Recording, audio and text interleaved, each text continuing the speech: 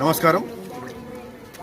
ఈరోజు ఇక్కడ యాదాద్రి శ్రీ లక్ష్మీ నరసింహస్వామి దర్శనం కుటుంబ సమేతంగా మా మిత్రులు సహచరులు కాంగ్రెస్ నాయకులం అందరం కూడా ఇక్కడ దర్శనం చేసుకున్నాం. ఆ స్వామివారి ఆశీస్సులు తీసుకున్నాం.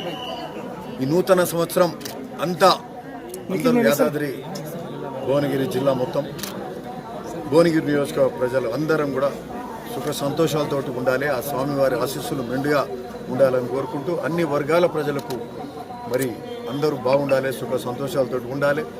సంక్షేమం, అభివృద్ధి సమపాలలో ఈ కొత్త ప్రభుత్వం కాంగ్రెస్ ప్రభుత్వం ముఖ్యమంత్రి రేవంత్ రెడ్డి గారి నాయకత్వంలో మరి ఈ రాష్ట్రం మొత్తం కూడా మన జిల్లా అంతా కూడా అందరికీ అన్ని సంక్షేమం అభివృద్ధి ఫలాలన్నీ కూడా అందరికీ అందాలని అందరికీ మరొకసారి నూతన సంవత్సర శుభాకాంక్షలు తెలుపుతాము.